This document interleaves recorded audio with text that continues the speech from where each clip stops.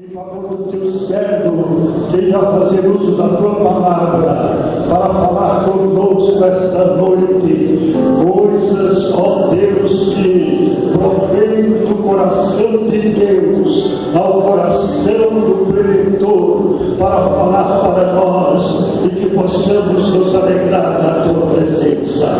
O Senhor tem estado conosco esses dias e hoje não é diferente. Esperamos a tua direção, a tua graça e a tua bênção, Pai. É o que nós te pedimos, em nome de Jesus, nós te agradecemos. Amém. Muito feliz de estar com vocês aqui novamente essa noite. No ano passado estivemos juntos e eu fui grandemente abençoado. Às vezes a gente pensa que vai num lugar para dar e acaba recebendo. Às vezes fazendo uma visita para o enfermo, pensando que vamos levar conforto e saímos confortados. Então a minha alegria é grande de estar com vocês e é um privilégio também de estar com vocês. Eu trouxe no material, porque se eu não trago, tem irmãos que reclamam. Por que eu não trouxe? Devia ter trazido, eu trouxe.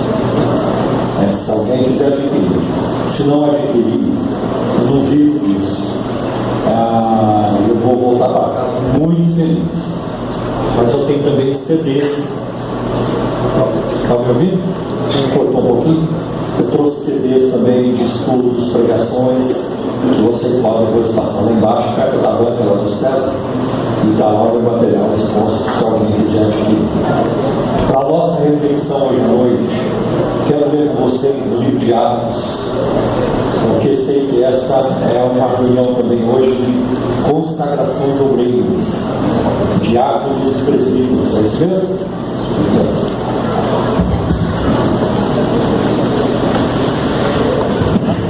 Atos capítulo 18, versículos de 1 a 11. E este texto descreve a estadia do apóstolo Paulo na cidade de Corinto.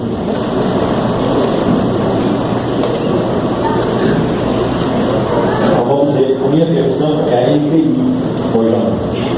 Então, pode ser um pouquinho diferente do que você tem na sua mão, mas o sentido é o mesmo e é uma linguagem também fácil de entender. Então vamos ver. Atos 18, versículo de 1 a 11. Depois disso, Paulo saiu de Atenas e foi para Corinto. Ali encontrou um judeu chamado Áquila, natural do Ponto, que havia chegado recentemente da Itália com Priscila, sua mulher, pois Cláudio havia ordenado que todos os judeus saíssem de Roma. Paulo foi vê-los, uma vez que tinham a mesma profissão, ficou morando e trabalhando com eles, pois eram fabricantes de tendas. Todos os sábados, ele debatia na sinagoga e convencia judeus e gregos. Depois que Silas e Timóteo chegaram da Macedônia, Paulo se dedicou exclusivamente à pregação, testemunhando aos judeus que Jesus era o Cristo. Opondo-se eles e dançando maldições, Paulo sacudiu a roupa e lhes disse: caia sobre a cabeça de vocês o seu próprio sangue. Estou livre da minha responsabilidade. De agora em diante irei para os gentios. Então Paulo saiu da sinagoga e foi para a casa de Tício Justo, que era temente a Deus e que morava ao lado da sinagoga. Cristo, chefe da sinagoga, creu no Senhor, ele e toda a sua casa. E dos coríntios que o ouviam, muitos criam e eram batizados. Certa noite o Senhor falou a Paulo em visão: não tenha medo, continue falando e não fique calado, pois estou com você, e ninguém vai lhe fazer mal ou feri-lo, porque tenho muita gente nesta cidade. Assim Paulo ficou ali durante 1 ano e meio, ensinando-lhes a palavra de Deus. Paulo estava em Atenas, de acordo com Atos capítulo 17, e de lá ele foi para a cidade de Corinto. Nos dias de Paulo, a cidade de Corinto contava com cerca de 250 mil habitantes livres e uns 400 mil escravos. Sob vários aspectos, principalmente no aspecto comercial, Corinto era a cidade principal da Grécia. A cidade ficava na rota dos viajantes e comerciantes e tinha 2 portos. As mercadorias fluíam pela cidade desde a Itália e da Espanha a oeste, e da Ásia Menor, da Fenícia e do Egito a leste. Um autor chamado Farrar, ele escreve: os objetos de luxo encontravam logo o seu caminho nos mercados que eram visitados por todas as nações do mundo civilizado. Bálsamo árabe, tâmaras da Fenícia, marfim da Líbia, tapetes da Babilônia, cabelo de cabra da Cilícia, lã de Icônio e escravos da Frígia. Corinto era a feira de vaidades do mundo antigo. Corinto foi uma cidade pecaminosa. Ela tinha uma reputação por sua prosperidade material, mas era também sinônimo de pecado e de imoralidade. Tanto que a palavra do grego Corinthianizar tinha chegado a ser parte do idioma grego e significava viver ébrio, bêbado e na corrupção moral. A palavra Corinto era sinônimo de corrupção. E na antiguidade havia uma fonte do mal em Corinto que era conhecida em todo o mundo naquela época. Sobre o istmo havia uma colina chamada Acrópolis, e sobre ela estava o grande templo de Afrodite, a deusa do amor, a deusa do sexo. A ele pertenciam 1000 sacerdotisas que eram prostitutas sagradas e que, ao entardecer, desciam da Acrópole e se ofereciam nas ruas de Corinto. Além desses pecados, abundavam em Corinto práticas terríveis que tinham chegado com os comerciantes e os marinheiros de todas as partes do mundo. Até que Corinto não só foi sinônimo de riqueza e de luxo, mas de alcoolismo e corrupção e também de imundícia. Corinto foi marcada pela cultura grega. Seus habitantes interessavam-se pela filosofia grega e tinham a sabedoria mais autoestima. Paulo fala sobre isso quando lhes escreve, no capítulo 1. Ele fala que a sabedoria de Deus é diferente da sabedoria dos homens. A sabedoria de Deus é loucura para os que se perdem. Paulo trabalha bem nesse tema logo no início da sua carta aos Coríntios. Em termos de religião, Corinto tinha pelo menos 12 templos. Um dos mais infames era dedicado a Afrodite, a deusa do amor, como já disse, cujos adoradores praticavam a prostituição religiosa. Uns 400 metros ao norte do teatro ficava o templo de Asclépio, o deus da cura. E no meio da cidade estava localizado o templo de Apolo, que data do século VI a.C. Os judeus tinham também construído ali uma sinagoga. É muito interessante quando Paulo abre quando ele escreve o seu segundo capítulo na carta aos Coríntios, ele diz: nada propus saber entre vós, senão Jesus Cristo e Ele crucificado. Eu não fui a vós com palavras, sublimidade de palavras ou de sabedoria. Ele sabia disso. Qual é o estilo de vida do apóstolo Paulo? Nós temos aqui no texto que lemos um quadro vívido do tipo de vida que Paulo vivia. Paulo era um rabino, mas de acordo com a prática judia, todo rabino devia ter uma profissão. Não devia receber dinheiro por pregar e ensinar, mas sim devia ganhar a vida com seu próprio trabalho e esforço. Porque os judeus exaltavam o trabalho. Eles diziam: amém ao trabalho. Aquele que não ensina um ofício a seu filho, o ensina a roubar. E Paulo é descrito aqui como um fabricante de tendas. Tarso, onde ele nasceu, estava na Cilícia. E nessa província havia rebanhos de certa espécie de cabras que tinham uma lã especial. E delas se fabricava um tecido chamado cilício, que se usava para fazer capas e cortinas. E sem dúvida, o apóstolo Paulo trabalhava nesse ofício, apesar de que a palavra que se usa significa mais do que fabricante de tendas, significa também alguém que trabalha com couro, e Paulo deve ter sido um hábil artesão. E isso quer dizer que ele não representava uma carga para ninguém. Tanto que em Atos capítulo 20, versículos 33 e 34, ele diz aos líderes deles: de ninguém cobicei a prata nem o ouro. Vocês sabem que para o que era necessário para mim e para os que estão comigo, estas mãos me serviram. No ano 49 depois de Cristo, Cláudio, o imperador, expulsou todos os judeus de Roma. E deve ter sido então quando Áquila e Priscila, colegas de ofício de Paulo, chegaram a Corinto. E tudo indica que eles se tornaram amigos a vida toda. Agora vamos dar uma olhada, vamos verificar o estado de Paulo em Corinto. Como é que ele se encontra? Em primeiro lugar, nós vamos vê-lo frustrado. Paulo está frustrado, porque os resultados do seu trabalho em Atenas não foram expressivos. Nós vamos olhar em Atos capítulo 17, versículo 33, quando ele estava em Atenas, revela que apenas algumas pessoas creram, entre elas Dionísio e uma mulher chamada Damaris. Alguns estudiosos da Bíblia afirmam, comentam, que Paulo em Atenas, ele pregou um sermão filosófico. Ele até citou um poeta grego chamado Cleentes: ele vivemos, nos movemos e existimos. Essa não é uma palavra inspirada por Deus, essa é a palavra de um poeta pagão, e Paulo a citou. Ela é canônica porque faz parte da escritura, mas ele estava citando um poeta pagão. Então, quando Paulo sai de Atenas, com certeza, talvez ele tenha feito uma autocrítica. Ele diz: não, você não pode entrar por esse caminho. Então ele chega a Corinto e ele propõe não falar outra coisa senão a Jesus Cristo e este crucificado. Este tem que ser o tema da nossa pregação o tempo todo. O tempo todo. Nós vamos observar em Atos capítulo 8, no versículo 5, quando Filipe chegou a Samaria, o texto diz: ele lhes pregava Cristo.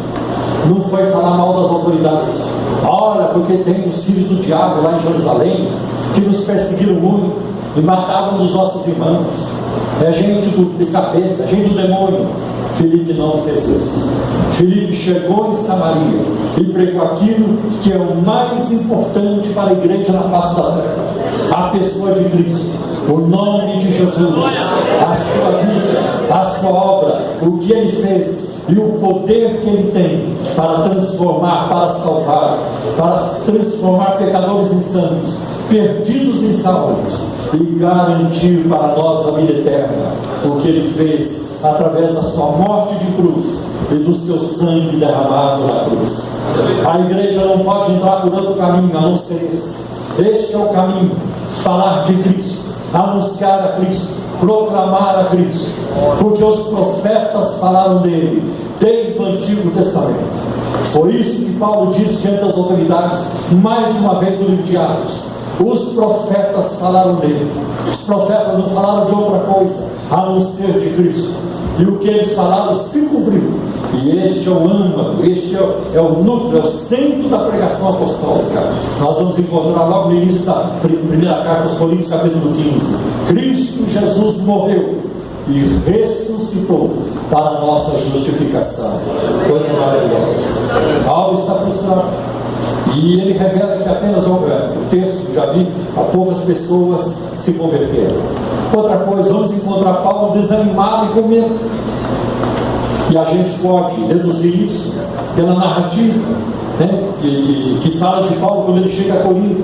Ele está desanimado e com medo, porque a palavra de Deus para Paulo no versículo 10 é essa: não tenha medo, ninguém vai lhe fazer mal algum.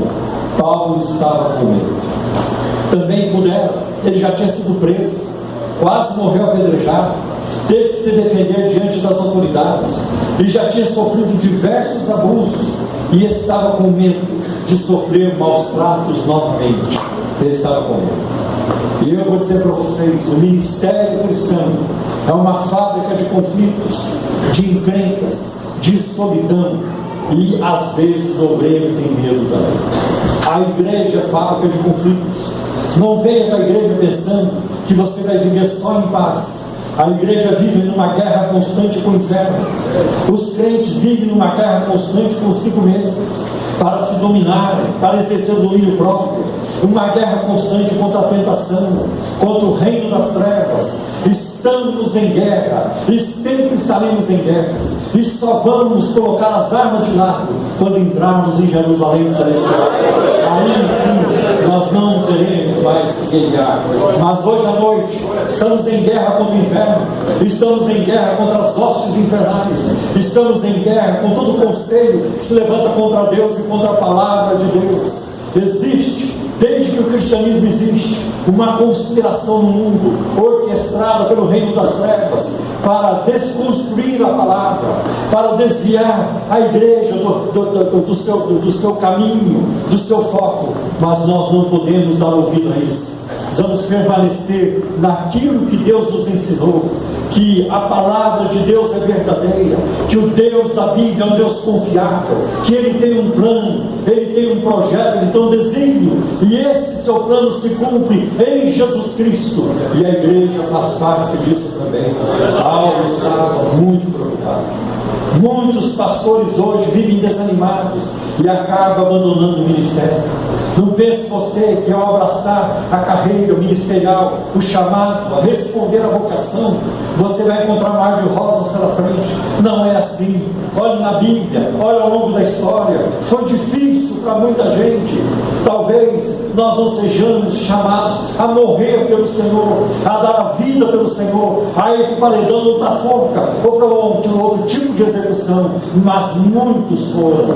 E enquanto eu falo com vocês aqui hoje à noite, tem cerca de uns 1.500 cristãos na Eritreia que estão em containers, e eles estão presos, sendo torturados continuamente por causa do Evangelho, só porque eles falam da palavra de Deus, só porque pregam o Evangelho. E tudo que eles têm que fazer para escapar do container, que durante o dia é um calor terrível e durante a noite é um frio terrível, tudo que eles têm que fazer para escapar dessa situação e escapar dessa prisão é assinar um documento onde eles vão prometer não falar mais da palavra de Deus às pessoas, aos habitantes daquele país. E eu vou dizer para vocês que o número de cristãos que tem assinado esse documento é próximo de zero. A maioria está lá, alguns morrendo, alguns próximos da morte, mas eles sabem que eles têm o Cristo. Por isso que eu digo a vocês com muita convicção, por isso que eu tenho nojo de uma doutrina chamada teologia da prosperidade, e que vem a público ensinando boa vida para as pessoas, e que vai ser tudo mar de rosa, e que você não vai ter luta. Isso não é a palavra de Deus, isso é do fundo do inferno. Jesus disse em João 16:33: no mundo tereis aflições, mas tem de bom ânimo, não desanime, eu venci o mundo, aleluia, eu vivo e vós vivereis. Essa é a palavra do Senhor. Glória a Deus. Aleluia.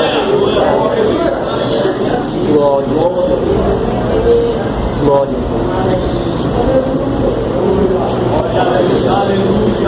O pior inimigo do obreiro e do crente em geral é o pecado.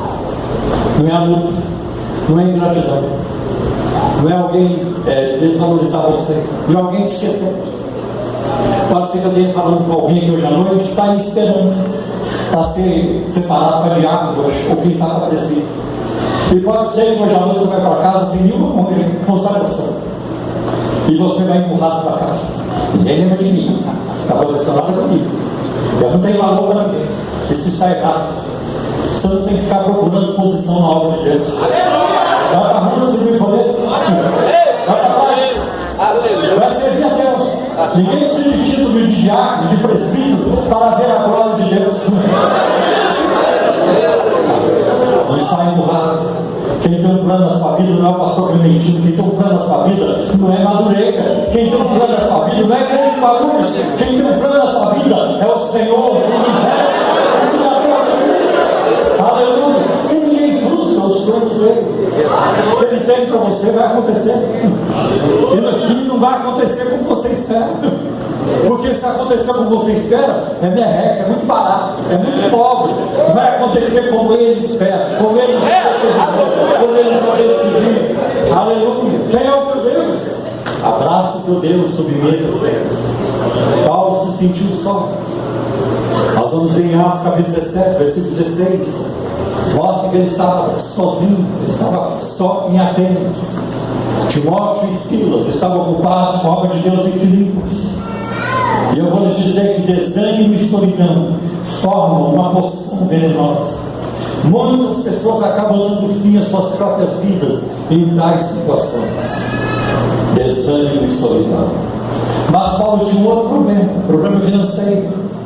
Ele escreveu aos Coríntios, em 2 Coríntios 11:9: quando estive entre vocês e passei por necessidade, não fui um peso para ninguém de vocês, pois os irmãos, quando vieram da Macedônia, supriram aquilo de que necessitavam. Fiz tudo para não ser pesado a vocês e continuarei a agir assim. É uma vergonha o mundo evangélico de hoje. Igrejas que abrigam cantores que cobram 50 mil, 40 mil, 30 mil, 80, 120. Isso não é cristianismo. Isso nada tem a ver com a palavra de Deus. Ninguém entra no ministério para enriquecer. O ministério não é para enriquecer ninguém. Eu ainda sou de uma época, o pastor permitiu muito mais do que eu, em que as pessoas renunciavam para servir a Deus. A loja estava vendendo bem. Camarada acabou de passar o vestibular para fazer um curso tremendo. E ele dizia: eu não vou conseguir, não posso mais ficar aqui. Eu tive um pastor que estava na alfaiataria, ele era alfaiate, e Deus o chamou: vai pregar minha palavra. Como é que eu vou viver? Pela fé. Abandonou uma situação confortável, estável, e foi para a obra de Deus sem saber o que aconteceria. Hoje é o contrário. Por que o irmão começou o ministério? Porque a minha loja não vendia. Aí eu entendi que Deus queria que eu começasse uma igreja. Por que o irmão quer estudar, fazer teologia? Porque eu fiz vários vestibulares, odontologia, medicina, fiz outros. Eu não passei, então eu entendi que Deus está me chamando para o ministério. Isso é chamado em cima de burrice. A pessoa que não tem habilidade, não se esforçou. Ele acha então que a obra de Deus tem que receber, acolher tudo isso. E não é dessa forma que a palavra de Deus ela nos ensina. E nós vamos ver em 2 Coríntios capítulo 11, versículo 8, Paulo diz: eu recebi salário de outras igrejas para servir vocês, irmãos de Corinto. Paulo fala isso. Assim, a primeira coisa que Paulo fez foi arranjar um trabalho com Áquila e Priscila, fabricante de tendas.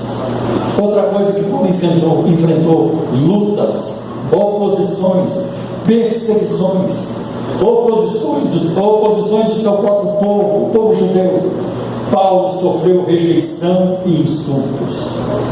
Agora, como é que Deus tratou Paulo? Como é que Deus tratou o seu servo?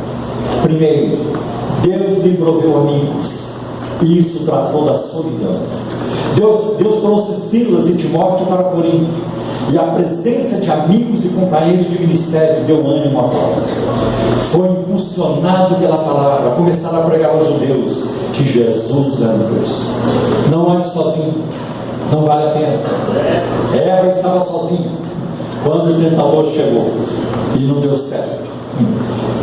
Arranje um companheiro, arranje amigos, construa relacionamentos duráveis e saudáveis. Vai te ajudar na caminhada. Não vale a pena caminhar sozinho. Então Deus lhe deu isso. Outra coisa que Deus deu a Paulo: provisão. Silas e Timóteo trouxeram uma oferta em dinheiro para Paulo, lá da igreja de Filipos. Então vocês vão ver depois em Filipenses 4, ele agradece. E isso possibilitou a Paulo dedicar mais tempo ao ministério da pregação.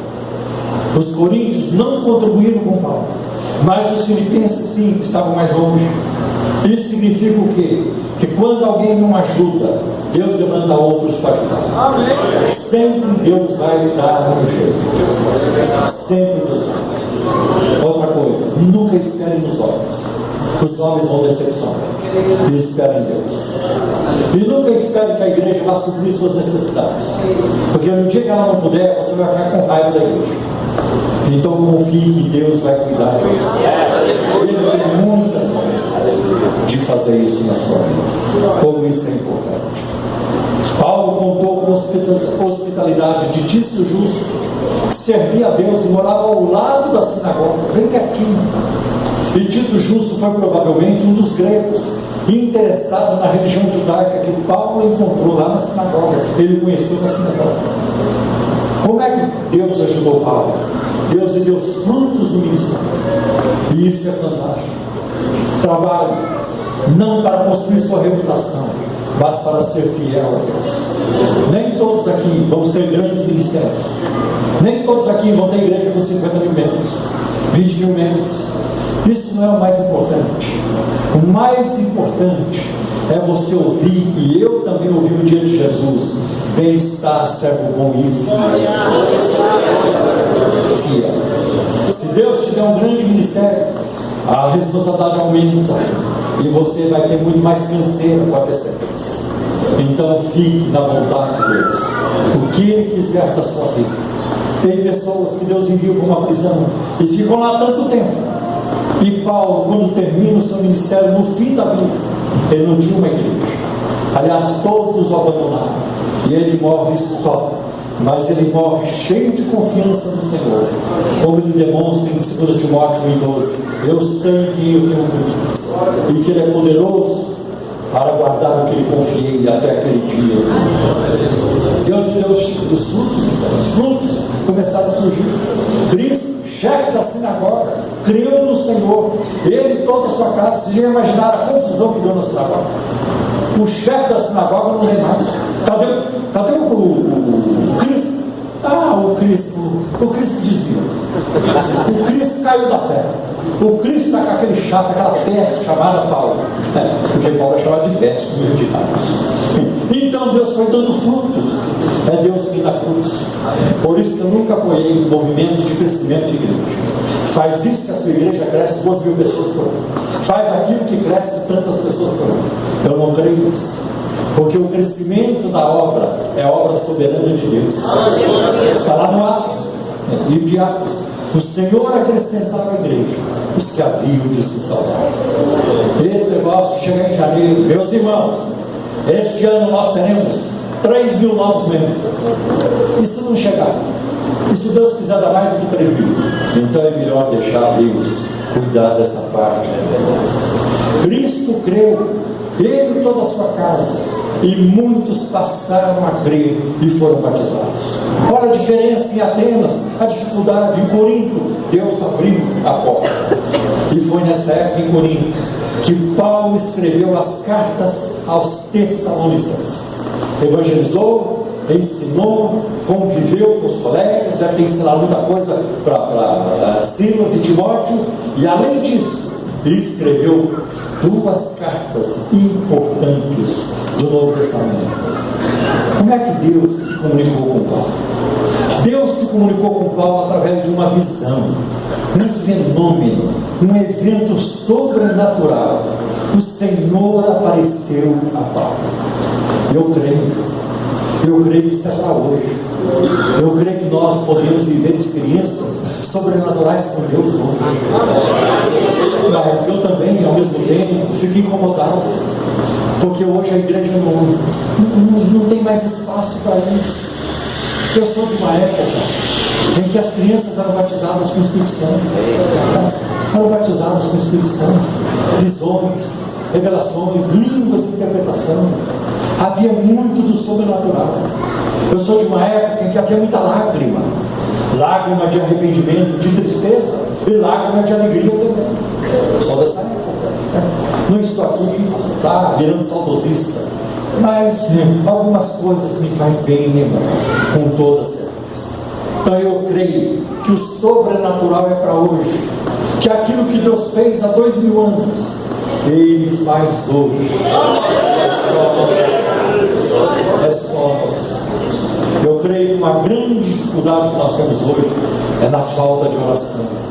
Vou dizer uma coisa para vocês, não estou dizendo que estava certo, mas eu sou de uma época crente, não podia ter televisão. Era pecado a televisão, os crentes eram excluídos. Eu sou dessa época. Eu morava sozinho em um quarto, em São José dos Campos, uma pensão. Eu morava só. E eu congregava lá em São José dos Campos, na Assembleia de Deus. E eu, como não podia ter televisão, comprei um toca-disco. Era disco, não tinha nada de fita cassete. Fita cassete acho que tinha, mas não tinha nada de CD, essas coisas. Para ouvir os hinos do Feliciano Amaral, Luiz de Carvalho, José de Paulo e outros. E o disco está lá, votação 33. Tinha um radinho para ouvir um ou outro programa evangélico. E quando tinha feriado prolongado, feriado caiu na quinta-feira. E sexta-feira também não vai trabalhar, porque emenda tudo, vai de quinta a domingo. Ou se caiu na terça, vai de sábado até terça. Sabe o que nós fazíamos? Todo mundo na igreja, estudo bíblico. Aí chamava os missionários, o Lourenço Souza, Reginaldo Hoover, e chamavam outros, Colenda, e muitos outros que o irmão conheceu. Aqueles homens eram referenciais. Hoje nós estamos pobres de referenciais. Nós precisamos de referenciais. A Assembleia de Deus precisa produzir exemplos de vida espiritual. Nós estamos muito pobres hoje de exemplo. Então eu olhava no Paulo Macalão, pastor Paulo Macalão, meu Deus, eu quero ser abençoado como este homem. E vários outros que eu conheci e que eram uma grande bênção. Hoje nós estamos pobres de referenciais. Hoje eu vejo muita coisa na liderança da igreja no Brasil, e não é só na Assembleia, em muitos lugares é briga, é disputa, é conflito. Nós não precisamos disso.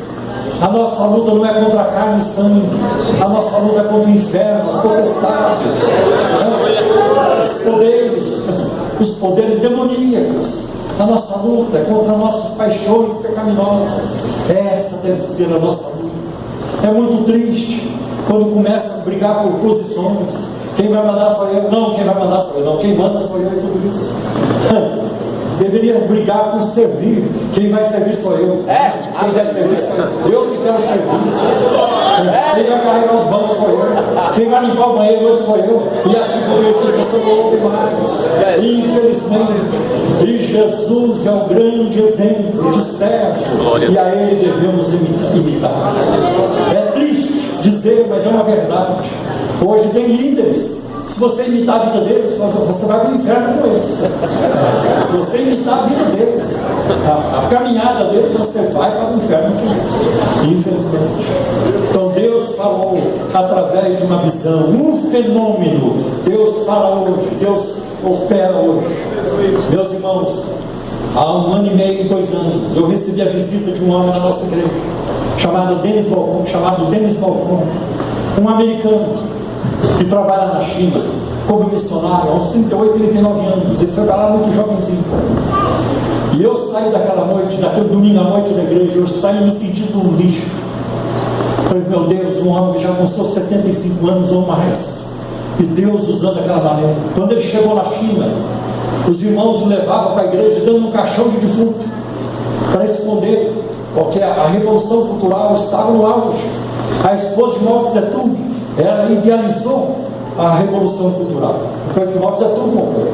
E parte do plano da revolução cultural seria varrer o cristianismo da China. Sabe o que aconteceu? Eles começaram a orar. A esposa de Mao Tse Tung foi para a prisão. O segundo homem do governo foi para a prisão. E de repente a cúpula do Partido Comunista estava na prisão e morreram na prisão. E a igreja continua. Aleluia!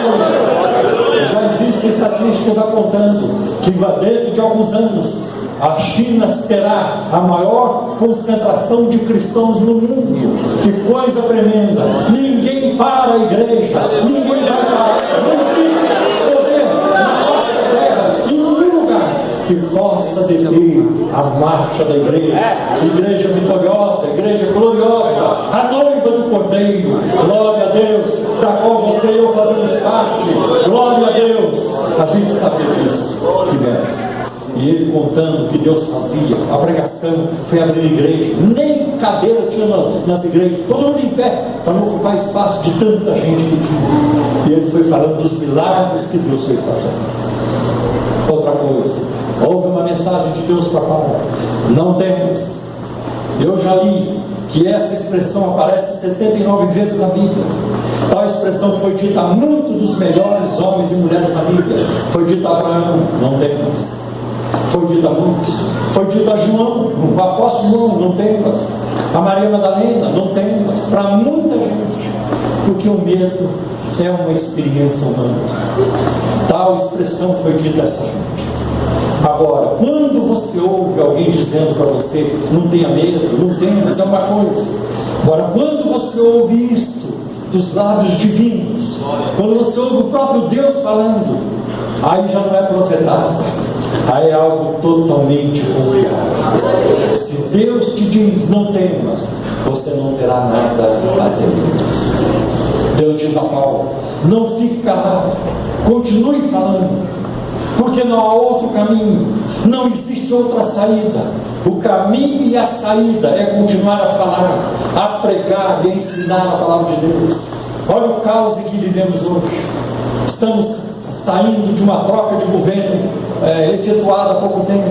A Operação Lava Jato revela o quadro de corrupção terrível em que se encontra a nossa nação, e nós não sabemos de tudo. Tem muita coisa ainda para vir à tona e tudo isso. Mas no meio de tudo isso, eu creio que a palavra de Deus é que prevalece. A saída é pela palavra de Deus. A igreja do Senhor não tem compromisso com a esquerda, porque a esquerda é corrupta. A igreja não tem compromisso com a direita, porque a direita também é corrupta. A igreja tem compromisso com a palavra de Deus, é com o evangelho da graça de Deus. Aí está o compromisso da igreja. É com isso. Não tem outro jeito de nós caminharmos. Então não podemos esperar outra coisa. Não espero que os dias melhores virão do Planalto, ou que virão do Supremo, ou que virão do governo, do Estado, da Prefeitura. Virão do Senhor, da sua palavra. Quando esta nação se curvar, quando a igreja começar a ser sal da terra e luz do mundo e dar testemunho do Evangelho. Então não fique calado. Outra coisa que Deus deu a Paulo, companhia constante. Ele diz, eu estou com você. Nunca deixei de estar com você. Conta comigo, eu estou com você. Vai chegar momentos na sua vida que você vai se sentir só. Deus nunca te abandona. Isso foi também um antídoto para a solidão de Paulo. E como José no Egito, que ninguém viu muito do sofrimento dele, seu pai não viu, seus irmãos não viram, ele estava só no Egito. Mas mais de uma vez você encontra na narrativa de Gênesis, mas o Senhor estava com José, mas o Senhor estava com José, mas o Senhor estava com José. E bem estão sabendo disso. Jesus disse aos discípulos em Mateus 28 e 20, eis que eu estou convosco todos os dias, até a consumação dos séculos. Outra coisa que Deus deu a Paulo, proteção total. Ninguém vai fazer mal a você, ou vai machucar, vai ferir você. Ninguém. Mas nem o imperador de Roma. Ninguém. Quando Deus diz ninguém, não tem chance para ninguém. Proteção total. Eu te protejo. Eu sou o seu guarda-costas. Quem é o nosso guarda-costas? É o Senhor. É Ele que nos protege. Você já entendeu o que eu quis dizer? E uma outra palavra do Senhor para Paulo. Eu tenho muita gente nessa cidade. Ele não disse, eu vou ter muita gente nessa cidade. Deus diz, eu já tenho. Saturno está por aí, está lá na rua, está pecando, está bebendo, está na imundice, mas é povo meu, e a graça vai alcançar. É assim que eu vejo Guarulhos, é assim que eu vejo a nossa nação. A coisa está feia, está difícil, e a coisa estava feia em Corinto, mas Deus não abriu mão de Corinto. Eu não creio que Deus abriu mão de Guarulhos, Deus abriu mão da nossa nação, Deus abriu mão da sua família. Deus diz, são meus, e no momento certo a obra será feita. Eles serão alcançados, eles virão. Veja como Paulo descreve algumas dessas pessoas em Corinto. A gente lê em 1 Coríntios 6, versículo de 9 a 11. Vocês não sabem que os perversos não herdarão o reino de Deus? Não se deixem enganar, não se enganem. Nem os imorais, nem os idólatras, nem os adúlteros, nem os homossexuais passivos ou ativos, nem ladrões, nem avarentos, nem alcoólatras, nem caluniadores, nem trapaceiros herdarão o reino de Deus. Assim foram alguns de vocês, mas vocês foram lavados, foram santificados, foram justificados no nome do Senhor Jesus Cristo e no Espírito do nosso Deus. Que bênção saber que Deus tem poder e teve poder para mudar aquelas pessoas.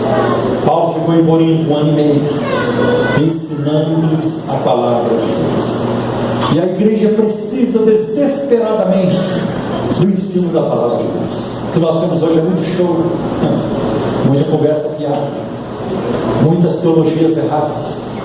O que nós temos hoje são assembleias de Deus imitando, igrejas que não têm postura, não têm doutrina, não têm o que ensinar, é só no pragmatismo, aquilo que funciona, aquilo que dá certo, redefine a conversão. É comum você ouvir pastores da mídia, da televisão, no rádio, perguntando: Jesus mudou sua vida? Mudou completamente. Agora eu estou com 2, 3 carros, agora já comprei uma casa lá na praia. É assim que Deus está mudando a vida. O Deus vê que está mudando a vida deles. Antigamente era diferente, os testemunhos eram assim. Saúde os irmãos com a paz do Senhor. Não estou dizendo que tem que ser essa a salvação, mas era assim. Irmãos, eu era um perdido, eu era um alcoólatra, eu era um viciado. Jesus me transformou, Jesus me mudou. Irmãos, eu era isso, era aquilo, e Jesus me transformou. Aleluia, glória a Deus. Parece que antigamente a preocupação do Senhor era transformar muito mais a pessoa do que as coisas que ela tinha. Hoje o Deus dessa gente está muito mais preocupado em transformar as coisas delas do que elas mesmas. E aqui ficam algumas lições para nós. Primeiro, os crentes não são imunes ao desânimo. Muita gente boa na Bíblia passou por isso. Outra coisa, podemos contar com a provisão de Deus. Deus nunca vai deixar faltar o necessário. Deus nunca vai deixar faltar. Eu sei que muitos de nós aqui não tem estrutura para ficar rico.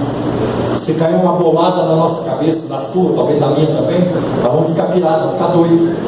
É capaz de até abandonar a fé. Então a maioria de nós vai ter que viver de mesada do Senhor.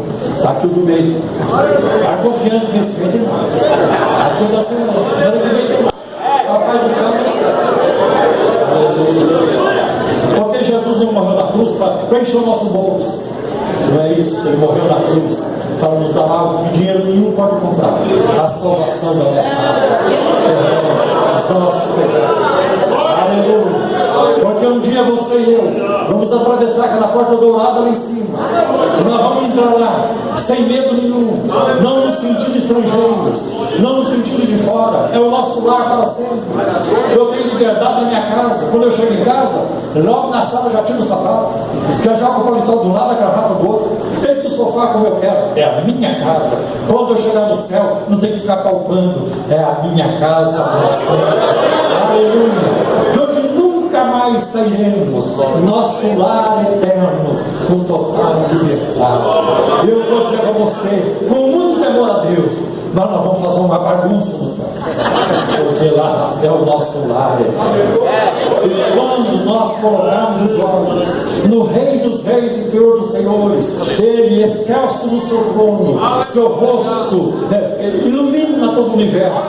Quando nós olharmos para Ele, nós vamos babar de tanta maravilha que nos adora. Aleluia. Essa é a promessa em Apocalipse 22 e 4. E verão o seu rosto. Outra verdade, ser rejeitado não quer dizer que você fez algo errado ou está fazendo algo errado. Muitas vezes é exatamente o contrário. Somos rejeitados porque abraçamos o que é correto, porque não concordamos com coisas erradas. Somos deixados de lado porque a gente não faz parte da falcatrua, das gambiarras, a gente não faz parte dos conluios, das maracutaias que hoje abundam tantas igrejas. É lamentável. Outra coisa, precisamos cultivar relacionamentos e amizades, como já mencionei. Outra aplicação importante, as oportunidades para servir a Deus hoje, especialmente em Guarulhos, são muitas, a nossa nação são muitas. Assim como Paulo teve oportunidade, você também tem. Deus tem muito povo nessa cidade e nação. Há muita gente para ser levada a Cristo.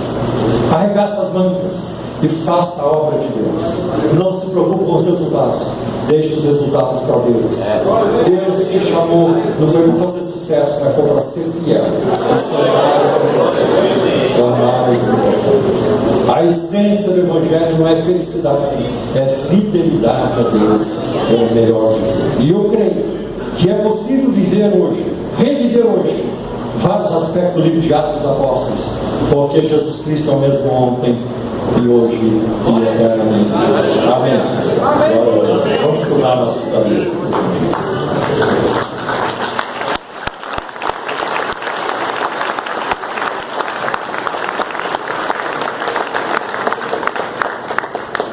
Pai, em nome do teu Filho Jesus, essa tua bênção sobre esta igreja, aqui em Guarulhos, as congregações, o ministério, pastor Clementino, os obreiros, os demais pastores.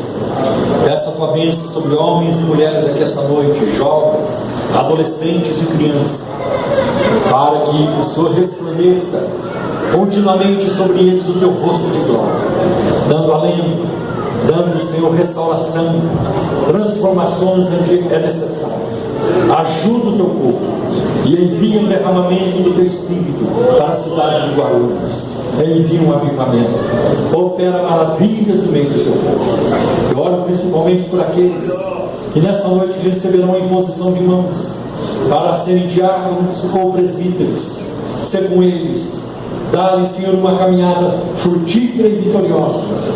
Guarda os livros de cair em tentação, que ninguém nunca seja escandalizado por causa deles, mas que eles honrem a tua palavra, Senhor, diante da sociedade, na igreja e na família e em toda parte. Em nome de Jesus. Amém. Glória a Deus.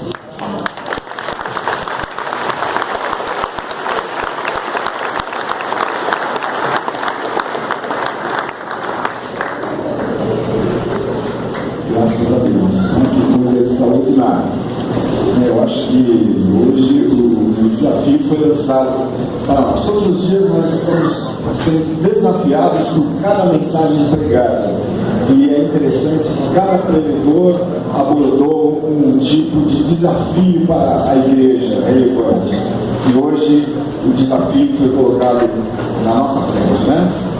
Nós temos aqui na nossa igreja a missionária Kelly Arantes, que está ali em Guiné-Bissau, e quem acompanha ela no Facebook vê o trabalho dela diariamente, praticamente, né? Na escola, na construção da escola, às vezes na plantação de amendoim, como nós vimos esses dias, ela plantando amendoim. E temos que nos envolver, contribuir, nos envolver, orar, e temos a visão de Deus, que é uma visão espiritual, como o pastor acabou de pregar. Nós temos a Ana Rita lá em Porto Velho, nós temos lá o pastor Ivan e a missionária Ibex lá no Amazonas, enfim, todas essas frentes. E além dessas frentes, nós temos frentes também aqui na cidade de Guarulhos, na cidade de São Paulo, que as nossas congregações estão envolvidas, como a Fundação Casa, a Penitenciária, as ruas de Guarulhos, com pessoas em situação de rua, enfim, o trabalho tem sido feito. E nós que ficamos, temos que nos envolver. Isso foi uma grande bênção, impactante, desafiador. Só vai ficar do mesmo jeito quem não abriu o coração nessa noite, porque não tem como ficar da mesma forma, né, perante um desafio, uma mensagem dessa e não fazer absolutamente nada. Amém? Que Deus abençoe vocês. Regional 4, foi muito bom ter vocês aí. Estou vendo outros irmãos de outras regionais também. Amanhã a festa continua, estaremos aqui na consagração de diáconos e presbíteros e também estaremos aqui com o pastor Paulo Romero pregando a palavra de Deus. Então não falte, tá? A festa vai até domingo. Domingo pela manhã, atenção jovens, é questão, tem bastante jovens. Domingo pela manhã, a partir das 9h30, estaremos aqui também num grande culto com todos os jovens da Luma de Guarda, pastor Alexandre. Então venha domingo pela manhã e venha domingo à noite no encerramento também, tá? Vai ser muito bom. Vamos ficar em pé, vamos agradecer a Deus e pedir para que Ele continue nos desafiando nesses 3 dias aí de festa que restam pela frente, né? Que possamos encarar. Deus abençoe o pastor Adilson, que está aí atrás, é um amigo da nossa igreja, da Igreja Batista Bíblica. Deus abençoe. É muito bom tê-lo aqui. Amém? Oremos. Senhor, nós te adoramos, nós te bendizemos. Muito obrigado, Senhor, por esse culto nessa noite. Muito obrigado por essa reunião. Muito obrigado pela tua palavra que nos desafiou, Senhor, que tocou fundo em nosso coração. Nos ajuda, Senhor, não sermos apenas ouvintes, mas que sejamos praticantes da tua palavra. Continua abençoando o pastor Thomson, continua abençoando, Senhor, a sua esposa, a sua família, os seus pais, pastor Ari, também a sua mãe, Senhor, em nome de Jesus. Abençoa grandemente esta família, Senhor. Leva-nos em paz agora aos nossos lares, Senhor. É o que nós te pedimos e te agradecemos, em nome de Jesus. Não se esqueça de O amor de Deus, o nosso Pai, a graça de nosso Senhor e Salvador Jesus Cristo, a comunhão e as consolações do Espírito Santo sejam com a Igreja, agora e para sempre. Todos digam amém, Jesus. Deus nos abençoe. Leve de volta aos nossos lares. Nos vemos hoje. Diga para